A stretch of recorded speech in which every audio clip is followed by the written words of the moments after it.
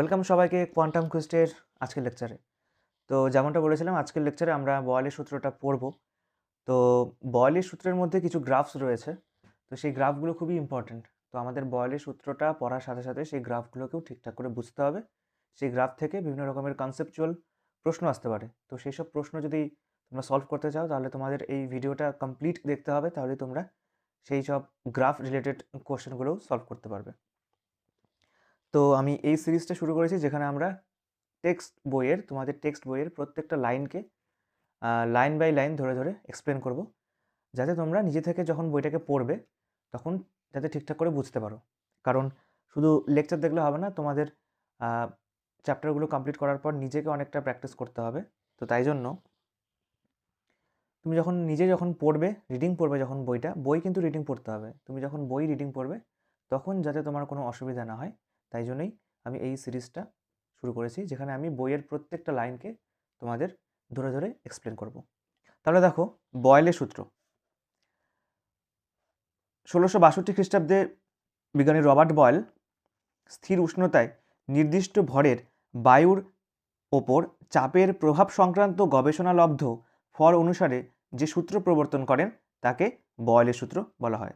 তার মানে কি বলেছে? স্থির উষ্ণতায় নির্দিষ্ট ভরের বায়ুর উপর চাপের প্রভাব সংক্রান্ত গবেষণালব্ধ ফল, মানে যেখানে উষ্ণতাটা কি থাকবে, দেখো স্থির থাকবে। স্থির উষ্ণতায় বলেছে নির্দিষ্ট ভরের বায়ু, তার মানে বায়ুর যেটা ভর সেটাও স্থির থাকবে। সেক্ষেত্রে চাপের সাথে সেই গ্যাসের আয়তনের কেমন পরিবর্তন ঘটবে সেটা নিয়েই এই বিজ্ঞানী বয়েল তিনি একটা সূত্র দিয়েছেন, সেটাই হলো আমাদের বয়েলের সূত্র। বয়েলের পরীক্ষার জন্য প্রয়োজনীয় একটা ভ্যাকুয়াম পাম্প, সেই ভ্যাকুয়াম পাম্পটা যিনি নির্মাণ করেন তিনি হলেন সহকারী বিজ্ঞানী রবার্ট হুক। তো এবার দেখো কি বলেছে বয়েলের সূত্র। এটা জাস্ট একটু এলাবোরেট করে বলেছে। এবার মেইন যেটা বয়েলের সূত্র, তোমাদের এটাকে মনে রাখতে হবে। কি বলেছে? অপরিবর্তিত উষ্ণতায় নির্দিষ্ট ভরের গ্যাসের আয়তন গ্যাসের চাপের সাথে ব্যস্তানুপাতে পরিবর্তিত হয়। দেখো এখানে কি লিখেছে? অপরিবর্তিত উষ্ণতায়, তার মানে উষ্ণতা স্থির। তুমি এটার পরিবর্তে এটাও বলতে পারো যে স্থির উষ্ণতায় নির্দিষ্ট ভরের গ্যাসের আয়তন গ্যাসের চাপের সাথে ব্যস্তানুপাতে পরিবর্তিত হয়। এবার আমরা দেখব যে এটা মানে কি। দেখো এখানে কি বলেছে? অপরিবর্তিত উষ্ণতায়।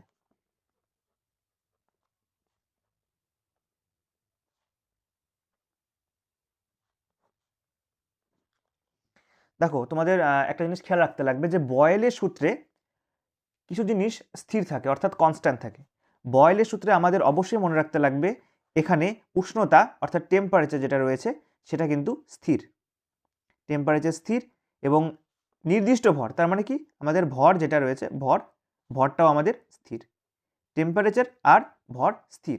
তো কি বলেছে? স্থির ভরে এবং স্থির উষ্ণতায় যেটা গ্যাসের আয়তন অর্থাৎ ভি, যেটা গ্যাসের আয়তন, সেটা গ্যাসের চাপের সাথে ব্যস্তানুপাতে পরিবর্তিত হয়। দেখো আমি এটাই লিখলাম যে V is inversely proportional to P, তার মানে ভি পি এর সাথে ব্যস্তানুপাতে পরিবর্তিত হচ্ছে। এটার মানে হলো যদি আমি ভিকে বাড়াই তাহলে দেখবে পি কমছে, ঠিক আছে? উল্টোটা হবে। আর যদি ভিকে যদি কমাই তাহলে পি আমাদের বেড়ে যাচ্ছে।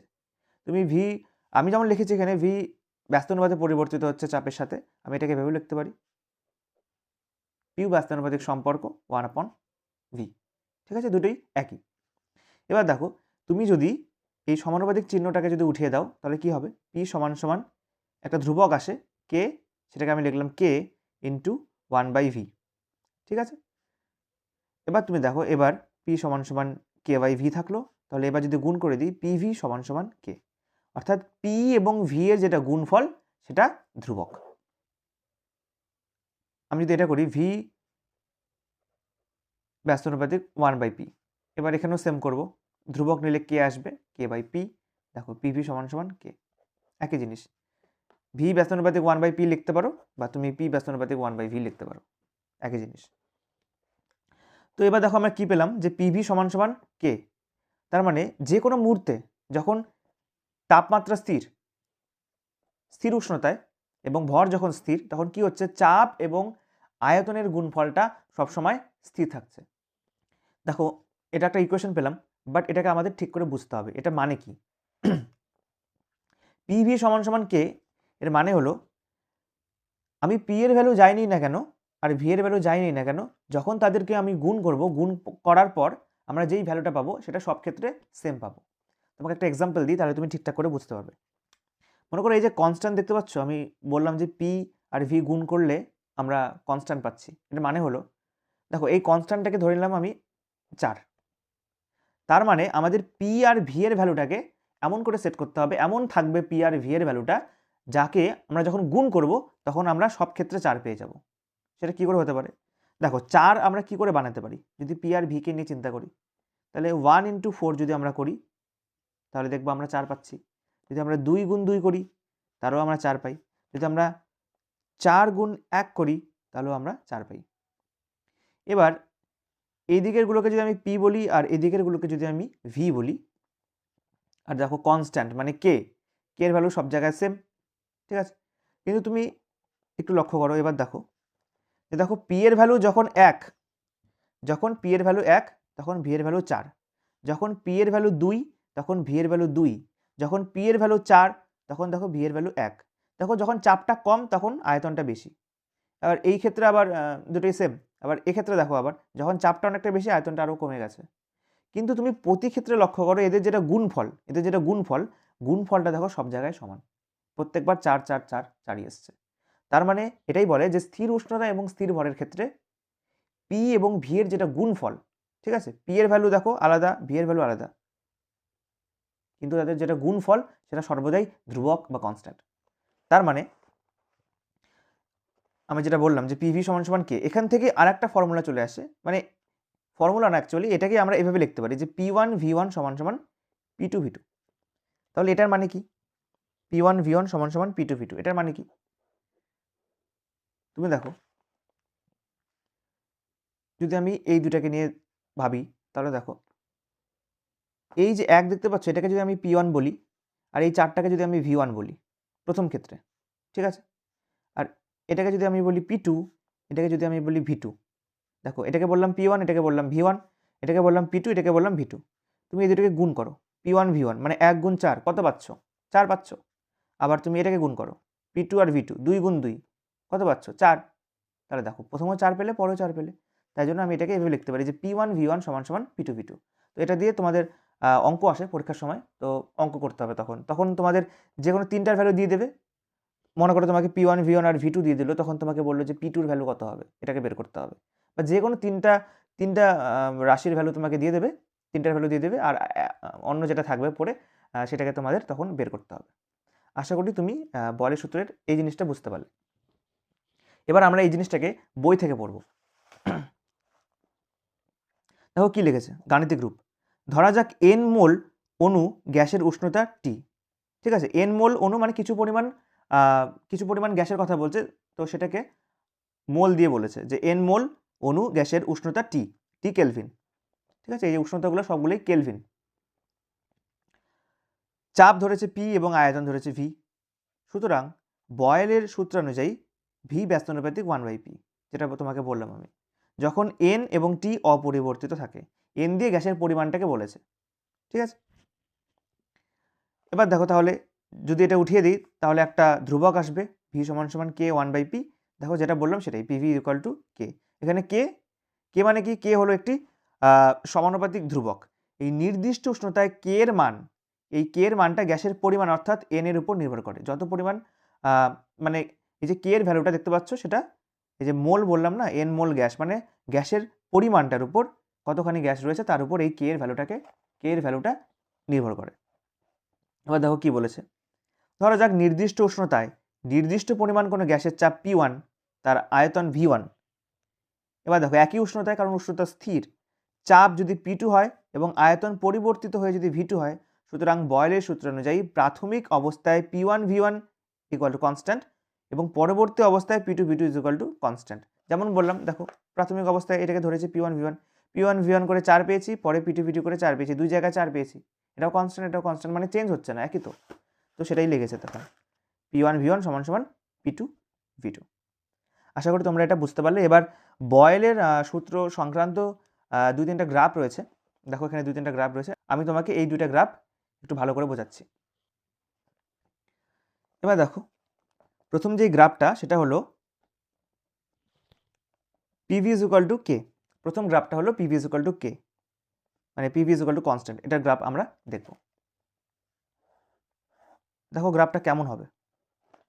দেখো PV is equal to constant, আমরা যেই এক্সাম্পলটা নিলাম না এখানে, দেখো এখানে প্রথমে পি এর ভ্যালু 1 বসিয়েছি, পরে 4, ভি এর ভ্যালু 4, 2 2 4 1। তো এইগুলোকে যদি আমরা এখানে প্লট করি না, তাহলে একটা গ্রাফ পাবো। তুমি দেখো, মনে করো আমি এরকম করে ধরে নিলাম, এটা 1 2 3 4, 1 2 3 4। তো এক্স অক্ষ বরাবর আমরা ধরলাম আয়তনকে, দেখো এক্স অক্ষ বরাবর আমি ধরলাম আয়তনকে ভি, আর ওয়াই অক্ষ বরাবর আমরা ধরলাম চাপ মানে পি। তোমাকে আমি কি বললাম যে দেখো পি এর ভ্যালু ভি এর ভ্যালু কিন্তু প্রতিবার আলাদা আলাদা হচ্ছে, কিন্তু তাদের গুণফলটা কিন্তু সেম, কনস্ট্যান্ট, ধ্রুবক। তাহলে তুমি এবার যদি এই ভ্যালুগুলোকে যদি আমি গ্রাফের মধ্যে প্লট করি, তাহলে দেখো এই দেখো পিভি ইজ ইকুয়াল টু কে ধরেছি, এখানে আমি আলাদা আলাদা ভ্যালু দিয়েছি। এবার দেখো ভিকে যেহেতু আমরা এক্স অক্ষ বরাবর ধরেছি, আর পিকে আমরা ওয়াই অক্ষ বরাবর ধরেছি, তার মানে এই ভিটা আমাদের কাজ করছে এক্স অক্ষ বরাবর, আর এই পিটা কাজ করছে আমাদের ওয়াই অক্ষ বরাবর। তাহলে যখন আমাদের কোনো স্থানাঙ্ক বসাতে হয় গ্রাফের মধ্যে, তখন আমরা কি করে বসাই, এক্স কমা ওয়াই এরকম করে বসাই। তার মানে প্রথমে এক্স এর ভ্যালু বসাই, তারপরে আমরা ওয়াই এর ভ্যালু বসাই। তাহলে তুমি যদি এটা দেখো, যেমন করেছিলাম 1 × 4 = 4, 2 × 2 = 4, 4 × 1 = 4।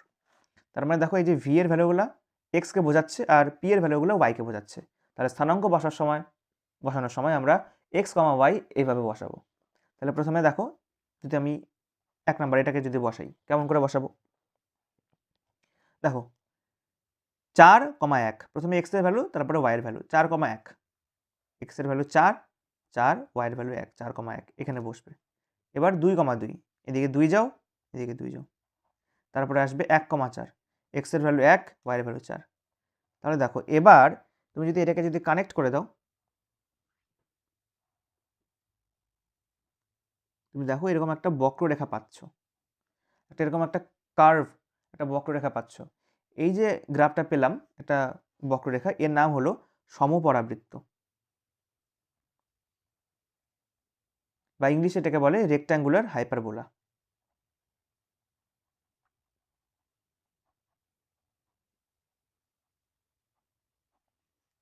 বোঝা গেল?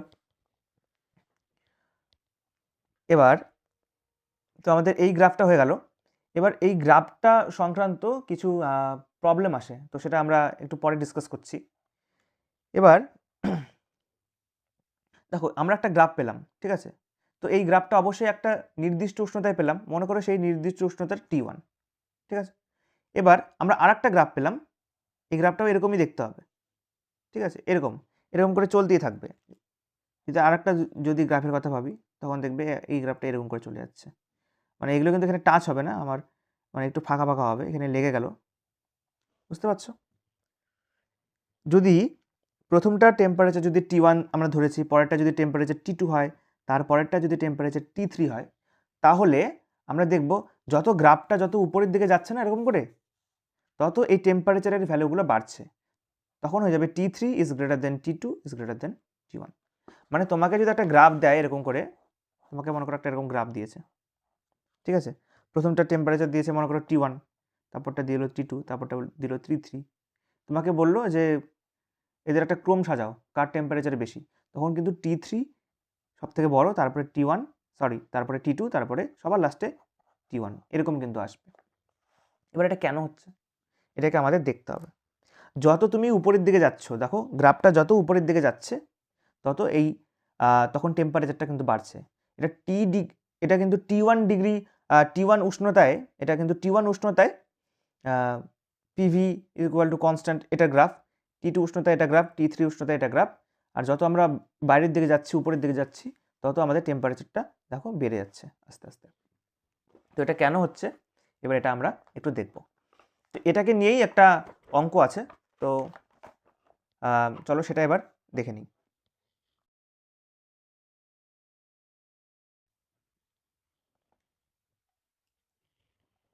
দেখো এই অঙ্কটা আমরা দেখব। তোমাকে একটা এরকম একটা প্রশ্ন দিয়ে তোমাকে কিছু অপশন দিয়ে দেবে, মনে করো option number 1 T1 is equal to T2 is equal to T3. Option number 2, T1 is greater than T2 greater than T3. 3 number option দিল মনে করো T3 greater than T2, এটা T1। বুঝতে পারলে? এবার কি হবে? এবার আমরা তো দেখে আসলাম যে অ্যান্সার এটা হবে। এবার এটা কেন হচ্ছে সেটাকে একটু লক্ষ্য করো। তো সেটাকে বোঝার জন্য তোমাদের একটা ইকুয়েশন জানতে হবে, সেটা হলো আদর্শ গ্যাস সমীকরণ।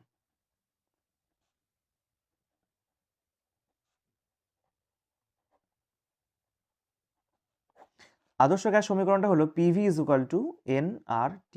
ঠিক আছে, তো এটা নিয়ে আমরা পরে ডিটেলস আলোচনা করব, বাট তোমরা এই ধরনের প্রবলেমগুলো সলভ করার জন্য তোমাদের এই ইকুয়েশনটাকে জানতে হবে। PV is equal two nRT, যেখানে n হলো মোল, যেটা দেখলাম আমরা একটু আগে গ্যাসের পরিমাণটাকে বুঝিয়েছে। আর মানে হলো সার্বজনীন গ্যাস ধ্রুবক, সেটা কি? এটাও একটা কনস্ট্যান্ট রাশি। ঠিক আছে, এটা এর ভ্যালুটাও ফিক্সড, তো এটাও একটা কনস্ট্যান্ট। আর টি মানে হচ্ছে উষ্ণতা। এবার এন আর আর এটা তো কনস্ট্যান্ট, তাহলে এখান থেকে আমরা বলতে পারি যে PV is directly proportional to T, অর্থাৎ পি আর ভি এর গুণফলটা টি এর সাথে সমানুপাতিক সম্পর্কে রয়েছে। ঠিক আছে, মানে পি আর ভি এর গুণফলটা যেখানে বেশি সেখানে টেম্পারেচার মানে উষ্ণতার ভ্যালুটাও কি হবে? বেশি হবে। আবার একটু খেয়াল দিয়ে দেখো, পি আর ভি এর গুণফল যেখানে বেশি উষ্ণতা সেখানে বেশি। তাহলে এই যে গ্রাফটা দেখতে পাচ্ছ, এই গ্রাফটা দেখতে পাচ্ছ, এই গ্রাফটার মধ্যে যদি আমি এরকম করে একটা লাইন টেনে দিই, ঠিক আছে, এই গ্রাফটার মধ্যে আমরা একটা এরকম লাইন টেনে দিলাম। এর মানে কি? আমরা এবার এই প্রেশারটাকে পিটাকে ফিক্স করে দিলাম। পিটাকে ফিক্স করে দিলাম মানে কি? মনে করো এভাবে চাপ মনে করো ক্রমশ বাড়ছিল উপরের থেকে, এভাবে তো বাড়ে না, 1 2 তাই না, 3 4 5 6। এবার যখন এই 4 মনে করো চাপ যখন 4, তো এখানে একটা আমি স্ট্রেট লাইন এঁকে দিলাম। তার মানে প্রত্যেকটা পয়েন্টে, এই প্রত্যেকটা গ্রাফের ক্ষেত্রে এই চাপটা স্থির হয়ে গেল। এখানেও 4, এখানেও 4, এখানেও 4। ঠিক আছে, কিন্তু এই পয়েন্ট বরাবর দেখো, যেখানে এই বরাবর তো আমাদের আয়তনের এটা আয়তনের অক্ষ, তাহলে দেখো এই বরাবর তুমি যদি লক্ষ্য করো তাহলে দেখবে এভাবে তো বাড়ছে, এদিকে বাড়ছে আয়তনটা, 1 2 মনে করো 3 4 5 6 7 8। তাহলে দেখো চাপটা কিন্তু সব জায়গায় কনস্ট্যান্ট 4 4 4 এরকম করে আছে, কিন্তু ভিটা কিন্তু এই চাপের রেসপেক্টে যখন আমরা এদিকে আয়তনগুলো দেখছি, দেখো আয়তন কিন্তু বাড়ছে। কিন্তু তুমি যদি লক্ষ্য করো যে কোনো একটা মোমেন্টে, মনে করো এটার কথা ভাবো, এই মোমেন্টে তুমি পিভি এর গুণফলটা দেখো, চাপ আর আয়তনের গুণফলটা দেখো। চাপ হলো 4 আর আয়তন হলো 2, কত হচ্ছে? 4 গুণ 2, তার মানে কত হলো? 8। তাই তো, এটা T1 উষ্ণতায় আমরা 8 পেলাম। এবার এই T2 উষ্ণতায় তুমি দেখো চাপটা কত ছিল? T2 উষ্ণতায় চাপটা কত ছিল? 4। চাপ তো সব জায়গায় সেম, কিন্তু আয়তন কত? দেখো 4, তাই না? 4 4 কত আসলো? 16।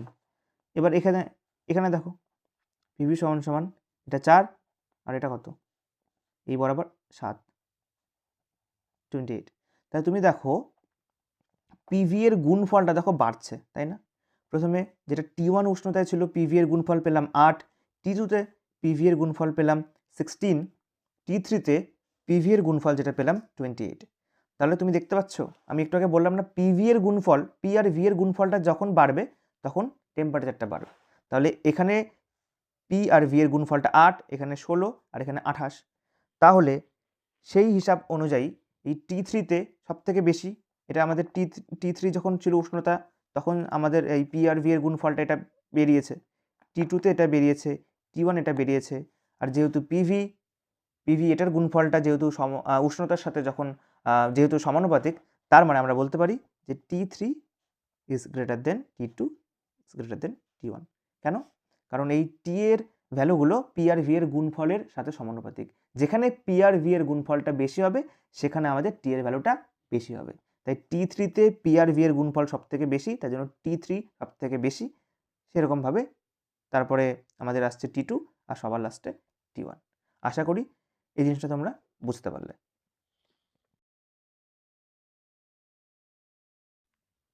এবার নেক্সট যেই গ্রাফটা আমরা দেখব সেটা হলো 2 নম্বর graph, PV versus P graph, বা তুমি এটাকে বলতে পারো পিভি ভার্সেস ভি গ্রাফ। অর্থাৎ পি আর ভি এর গুণফলের সাথে চাপের যেই গ্রাফটা হবে সেটা একটা, আর পি আর ভি এর গুণফলের সাথে যেটা আয়তনের গ্রাফ হবে সেটা একটা। দেখো দুইটা গ্রাফই কিন্তু সেম হবে, দুইটা গ্রাফই সেম। এদিক বরাবর মনে করো পি আর ভি এর গুণফল রয়েছে, আর এদিক বরাবর চাপ রয়েছে। এখানে আমি আঁকছি, এদিক বরাবর আমাদের আয়তনটা। দুই ক্ষেত্রেই গ্রাফটা কিন্তু এরকম হয়ে যাবে, মানে এক্স অক্ষের সমান্তরাল।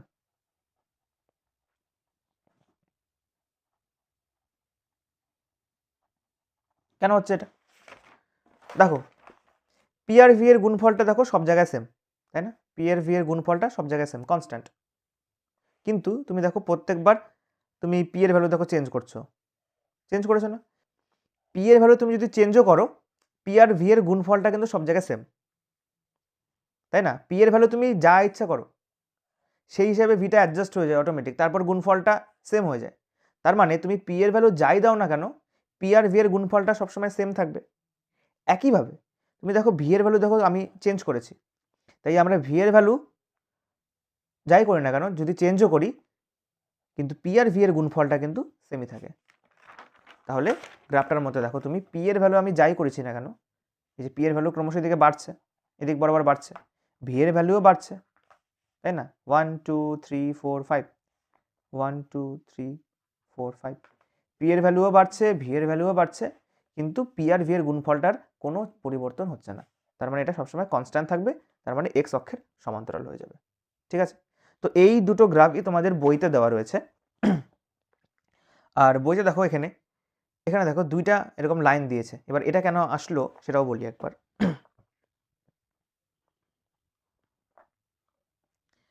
মনে করো এটা একটা রেখা পেলাম, এটা একটা রেখা পেলাম। এর টেম্পারেচার মনে করো T2, এর টেম্পারেচার মনে করো T1। তার মানে এটা আমরা পেলাম T1 উষ্ণতায় গ্রাফটা, আর এটা পেলাম T2 উষ্ণতায় গ্রাফটা।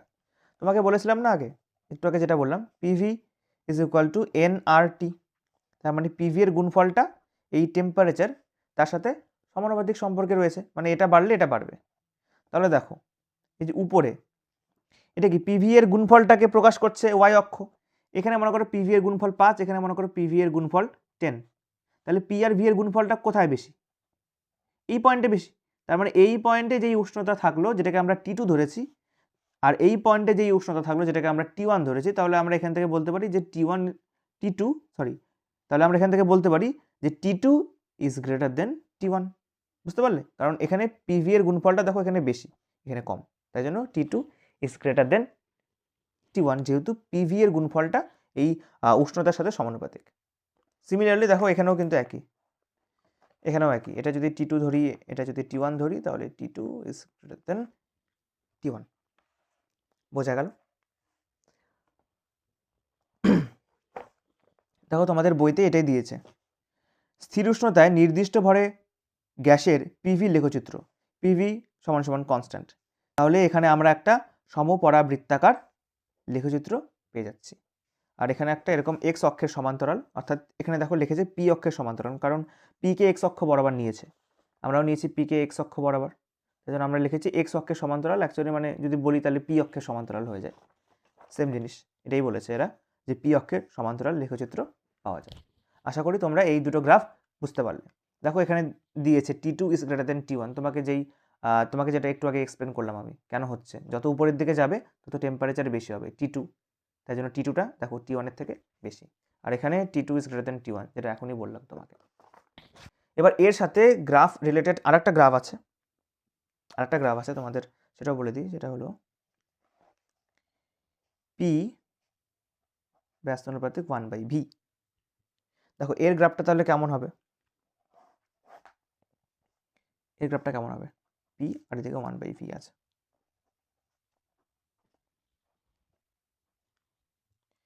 দেখো এটাকে যদি আমরা y ধরি, ঠিক আছে, আর 1/V, দেখো শুধু v না, কিন্তু শুধু v ধরলে কিন্তু অন্যরকম হবে। আমি এই 1/V এই গোটা জিনিসটাকে x ধরেছি। দেখো x অক্ষ বরাবর আমি শুধু v লিখিনি, 1/V ধরেছি, তাই তো? এই 1/Vটাকে তাহলে আমরা x ধরে নিলাম, আর পিটাকে যদি আমরা y ধরে নিই, তাহলে y সমানুপাতিক x। এটা কিন্তু একটা সরলরেখার সমীকরণ, এখান থেকে ধ্রুবক উঠিয়ে দিলে y সমান সমান আমরা mx লিখতে পারি, mx প্লাস c রাখে। তোমরা যখন ক্লাস 11-এ উঠবে তখন স্ট্রেট লাইনের একটা ইকুয়েশন পড়বে y = mx + c। তো এখানে তোমাদের অত ডিটেলসে যেতে হবে না, তোমরা জাস্ট মনে রাখো y সমানুপাতিক যদি x থাকে তাহলে এটাকে উঠিয়ে দিলে একটা ধ্রুবক আসে, সেটাকে আমরা ধরলাম m, এটাকে আমরা বলি স্লোপ বা নতি, তোমাদের অত ডিটেলসে যেতে হবে না। আর এটাকে আমরা বলি ইন্টারসেপ্ট, ঠিক আছে। তো এটা একটা স্ট্রেট লাইনের সমীকরণ যদি এরকম থাকে, তখন আমরা একটা এরকম সরলরেখা পাই। বোঝা গেল? তুমি দেখো এই জিনিসটা খুবই সহজ, যদি আমরা এক্সকে বাড়াই তাহলে ওয়াইকে, তাহলে এক্সকে বাড়ালে ওয়াই বাড়ে, ওরকম করে যদি আমরা গ্রাফ প্লট করি তাহলে আমরা এরকম একটা লাইন পাই। তো এটাই আমাদের সরলরেখা, এবং সেই সরলরেখাটা অবশ্যই মূল বিন্দুগামী সরলরেখা, ঠিক আছে। তাহলে পি ভার্সেস 1/v এর গ্রাফটা হবে আমাদের এরকম। তো এটা নিয়েও একটা তোমাদের অঙ্ক আসতে পারে, একটা গ্রাফ রিলেটেড একটা কোশ্চেন আসতে পারে, তো সেটাকে এবারে আমরা ডিসকাস করব। তো দেখো, যেমন বললাম যে পি আর 1/v এর গ্রাফটা কেমন হয় এটা আমরা এখনই দেখে আসলাম, এবং এটা মূল বিন্দুগামী হয়ে থাকে। এবার যদি তোমাকে এরকম যদি 2-3টা গ্রাফ দিয়ে দেয়, ঠিক আছে, এরকম 2-3টা গ্রাফ দিয়ে দিল, একটা T1 উষ্ণতায় দিয়েছে, আর একটা T2 উষ্ণতায় দিয়েছে, আর একটা T3 উষ্ণতায় দিয়েছে। এবার তোমাকে সেম প্রশ্ন করবে যে T1, T2, T3-র মধ্যে রিলেশন বলতে হবে, কোনটা বেশি কোনটা কম, কোনটা বেশি কোনটা কম। এই ধরনের প্রশ্ন আসলে তোমরা যদি খুব তাড়াতাড়ি সলভ করতে চাও, মানে জাস্ট অ্যান্সার পেতে চাও, তাহলে এটার ব্যাপারটা হলো, দেখো এই 3টা স্ট্রেট লাইন পেলাম। এবার এই 3টা স্ট্রেট লাইনের মধ্যে যেই স্ট্রেট লাইনটা সবচেয়ে বেশি স্টিফ, সবচেয়ে বেশি খাড়া হয়ে আছে, দেখো যার স্লোপ সব থেকে বেশি, তুমি দেখো দেখতে পাচ্ছ স্লোপ মানে আমি কি বলতে চাইছি, এই যে এক্স অক্ষের সাথে যে অ্যাঙ্গেলটা করছে, ঠিক আছে, এই যে অ্যাঙ্গেলটা করছে, দেখো যার এই অ্যাঙ্গেলটা বড়, মানে যেটা যত খাড়া তার টেম্পারেচার বেশি, বুঝতে পারলে? দেখো এই যে T1 দেখতে পাচ্ছ, T1 কিন্তু এক্স অক্ষের সাথে সব থেকে বেশি বড় কোণ করছে, সব থেকে বেশি একটা বড় অ্যাঙ্গেল তৈরি করেছে, তাহলে এর স্লোপ বেশি, স্লোপ, ঠিক আছে। দেখো T2 দেখো এইটুকু করেছে, আর T3 দেখো এইটুকু করেছে, তার মানে যার স্লোপ বেশি তার উষ্ণতা বেশি। তাহলে যদি আমরা বলি তাহলে T1 is greater than T2 is greater than T3। তো এই প্রশ্নটা আসবে, তখন বলবে যে এই 3টার মধ্যে রিলেশন বলো টেম্পারেচারের, বা কার টেম্পারেচারে বেশি, তখন অবশ্যই T1 is greater than T2 greater than T3। কেন হচ্ছে? কারণ T1টা দেখো সবচেয়ে বেশি স্টিফ, সবচেয়ে বেশি খাড়া, এর স্লোপটা সব থেকে বেশি। তো এই জিনিসটা কেন হচ্ছে, স্লোপ যার বেশি তার ক্ষেত্রে টেম্পারেচারটা কেন বেশি হচ্ছে, এটা একটু অ্যাডভান্স জিনিস, একটু অ্যাডভান্স হয়ে যাবে, তোমরা তাও একটু বোঝার চেষ্টা করো যদি বুঝতে পারো।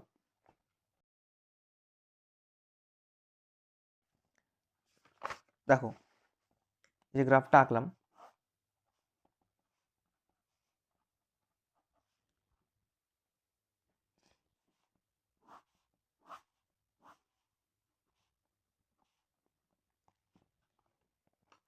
ঠিক আছে, আমরা কার গ্রাফ আঁকছি?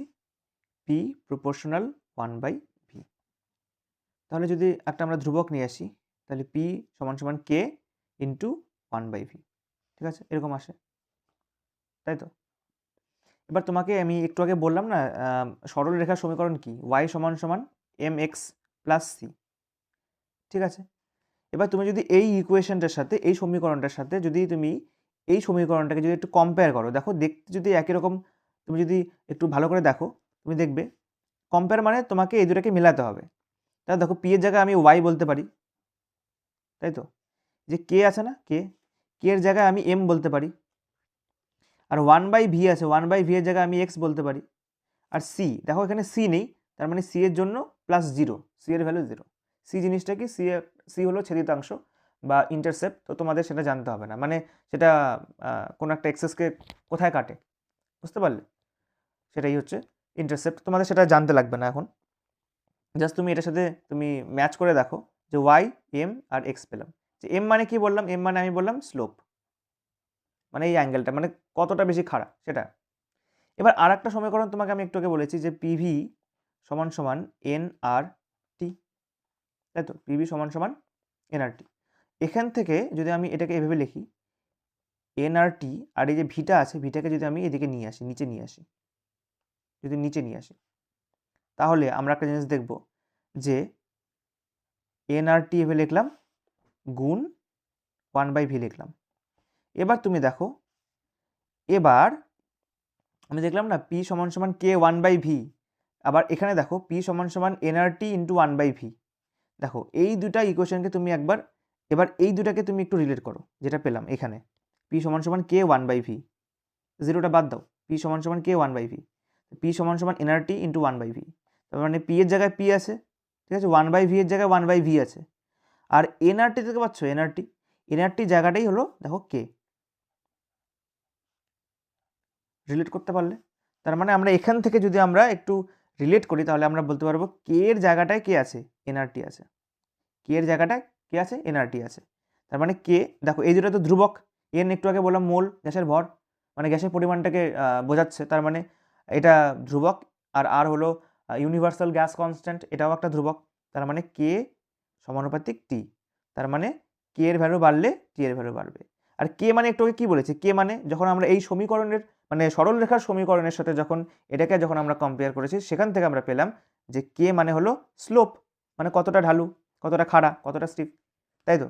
তাহলে তাহলে এখানে কে মানে কি, স্লোপটা, তার মানে স্লোপটা কার সাথে সমানুপাতিক টি এর সাথে, তার মানে যার স্লোপ বেশি, মানে যেই সরলরেখাটা দেখো যে বেশি অ্যাঙ্গেল করছে, যার স্লোপ বেশি, তার ক্ষেত্রে উষ্ণতা বা টি এর ভ্যালুটা তখন বেশি হবে, বুঝতে পারলে? যার স্লোপ বেশি তার জন্য টি এর ভ্যালুটা বেশি হবে। এবার তুমি দেখো ছবিতে T1 এর ক্ষেত্রে অ্যাঙ্গেলটা অনেক বড়, তার স্লোপটা অনেক বেশি, তাই জন্য T1 সব থেকে বেশি। T2 এর ক্ষেত্রে এই স্লোপটা একটু কম, তার মানে T2 তারপরে আসবে, আর T3 দেখো সব থেকে কম, তার মানে T3 সবার লাস্টে আসবে। তাহলে এখান থেকে আমরা পেয়ে যাচ্ছি T1 is greater than T2 is greater than T3। আশা করি তোমরা বয়েলের সূত্র খুব ভালো করে বুঝতে পেরেছো।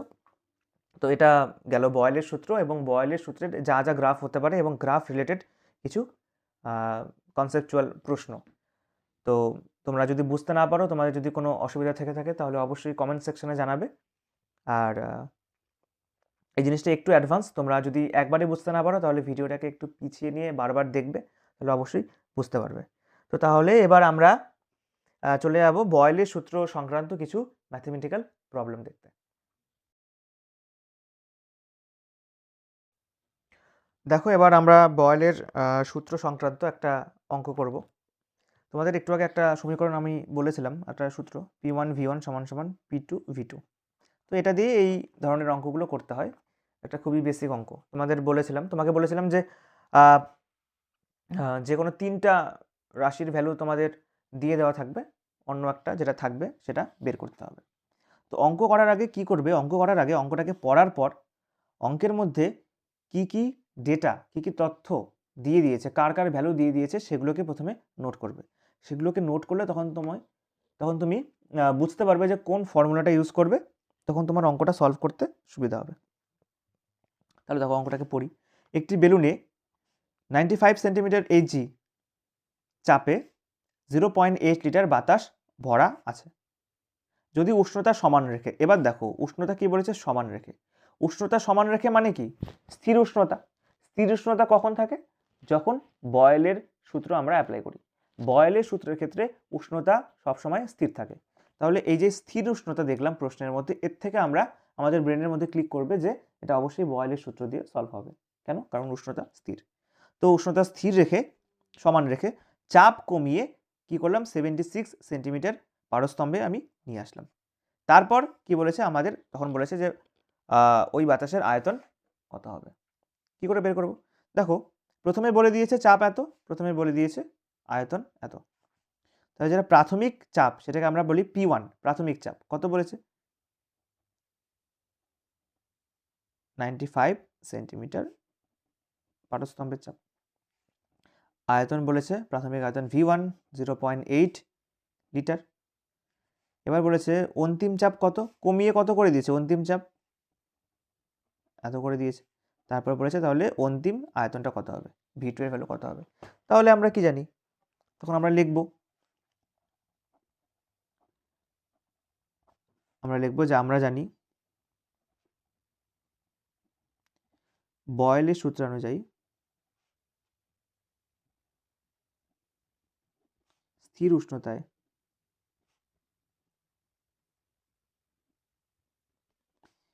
P1 V1 সমান সমান P2 V2। আমাদের কি বের করতে লাগবে? V2 এর ভ্যালুটা বের করতে লাগবে। দেখো P1 V1 সমান সমান P2 V2, এটাকে আমি ভেবে লিখলাম P2 V2 সমান সমান P1 V1, একই ব্যাপার। আমি P2 V2টাকে বাঁ দিকে লিখলাম। এবার আমাদের বের করতে লাগবে V2, তার মানে V2 সমান সমান P1 V1 বাই P2। এবার দেখো V2 সমান সমান, এবার P1 V1 P2 প্রত্যেকটার ভ্যালু দেখো প্রশ্নের মধ্যে বলে দিয়েছিল, আমরা জাস্ট এবার পুট করব ভ্যালু।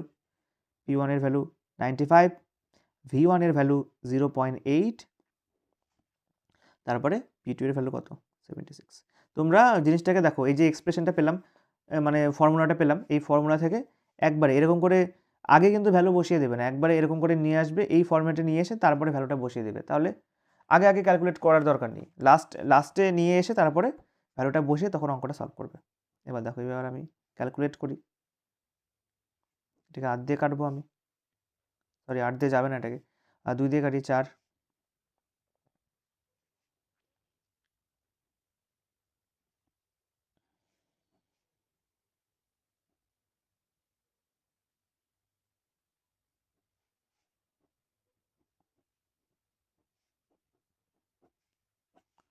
তোমরা কাটাকাটি করে নেবে। তাহলে V2 সমান সমান আমরা পেলাম 1 লিটার। তাহলে অন্তিম আয়তন, মানে সরি কি বলেছে, হ্যাঁ সেটাই, তবে ওই বাতাসের আয়তন কত হবে, মানে ফাইনাল ভলিউম কত পেলাম আমরা, অন্তিম বা মানে শেষ পরে যেটা আয়তন সেটা পেয়ে গেলাম আমরা 1 লিটার। তাহলে এটাই আমাদের অ্যান্সার। আশা করি তোমরা বয়েলের সূত্র বুঝতে পেরেছো ঠিক করে। আর আরেকটা জিনিস যেটা বলছিলাম, যে দেখো তোমাকে বলছে না বয়েলের সূত্রে কি স্থির থাকে, বয়েলের সূত্রে স্থির থাকে হলো উষ্ণতা। তোমরা এই জিনিসটা কিন্তু মানে ভুলে যাবে না। তোমাদের একটা ট্রিক দিয়ে দিচ্ছি, দেখো বয়েল দেখো বয়েল শব্দটা শুনে তোমাদের কি মাথায় আসে? বয়েল মানে কি? আমরা বলি না বয়েলড এগ, মানে বয়েল মানে কি করা, বয়েলড ওয়াটার, তার মানে বয়েল মানে গরম করা কোনো জিনিসকে, তার মানে বয়েলের সাথেই আমাদের এই উষ্ণতা জিনিসটা কিন্তু রিলেটেড। তাহলে যখনই বয়েল জিনিসটা যখন মাথার মধ্যে আসবে, তার মানে আমরা কি ভাববো, বয়েল মানে উষ্ণতা, আর উষ্ণতা মানেই উষ্ণতা স্থির। তার মানে বয়েলের সূত্রের ক্ষেত্রে কি থাকে, আমাদের উষ্ণতা সেটা আমাদের স্থির থাকে। বুঝতে পারলে ট্রিকটা? এবার দেখো চার্লস, এটা আমরা পরবর্তী ভিডিওতে দেখব। চার্লস দেখো, চার্লসের মধ্যে কি আছে, চার্লসের মধ্যে চ আছে, চ মানে চ থেকে আমরা কি জানি, চাপ। বুঝতে পারলে? তাহলে চার্লসের সূত্রের ক্ষেত্রে চাপটা স্থির। বয়েল মানে উষ্ণতা, বয়েল শুনলেই উষ্ণতা আসে, তার মানে বয়েলের ক্ষেত্রে উষ্ণতা স্থির। আর চার্লসের চ মানে চার্লসের ক্ষেত্রে চাপ স্থির। আশা করি তোমাদের এই ভিডিওটা ভালো লেগেছে। যদি কেমন লেগেছে অবশ্যই কমেন্টে জানাবে, আর কোথায় বুঝতে অসুবিধা হয়েছে সেটাও বলবে কমেন্টে। আর আরেকটা কথা, যে আমি খাতা আর পেনের মাধ্যমে কেন বোঝাচ্ছি বইয়ের লাইন বাই লাইন, কারণ তোমাকে শুধু ভিডিও দেখলে হবে না, তুমি এই ভিডিও দেখার পর তোমাকে নিজে থেকে অনেক প্র্যাকটিস করতে লাগবে, নিজে থেকে টেস্ট পেপার, রায়মার্টিন এসব সলভ করতে হবে। তো সেসব সলভ করতে গিয়ে তুমি যখন কোনো একটা প্রশ্ন পারবে না, তখন তোমাকে বইতে এসে সেই জিনিসটা দেখতে হবে, ঠিক আছে? তখন তোমাকে বইতে ব্যাক করে তোমাকে বই থেকে সেই শুধু অ্যান্সারটা পেয়ে গেলাম সেটা না, সেটা তো পাবোই আমরা, তার সাথে সেই জায়গাটা আমাদের ভালো করে পড়তে হবে। তো তুমি কিন্তু ভেবো না যে শুধু মানে ভিডিও দেখলে বা ক্লাস করলে নাম্বার চলে আসবে, ওরকম করলে কিন্তু হবে না, তোমাকে নিজে থেকে টেক্সট বইয়ের প্রত্যেকটা লাইন খুঁটিয়ে খুঁটিয়ে পড়তে হবে। তাই জন্যই আমি এই টেক্সট বুকের প্রত্যেকটা লাইনকে তোমাকে ধরে ধরে বুঝিয়ে দিচ্ছি, খাতা পেন আর বই নিয়ে। তাই জন্য বইটাকে ধরে ধরে বোঝাচ্ছি, যাতে তোমরা পরে গিয়ে যখন বইটাকে পড়বে, নিজে যখন পড়বে রিডিং, যাতে প্রত্যেকটা লাইন তোমাদের কাছে একবারে ক্রিস্টাল ক্লিয়ার হয়ে যায়। আশা করি তোমরা বুঝতে পেরেছো। আর তাহলে দেখা হচ্ছে পরবর্তী ভিডিওতে আমরা চার্লসের সূত্রটা আলোচনা করব। ঠিক আছে? তো থ্যাংক ইউ।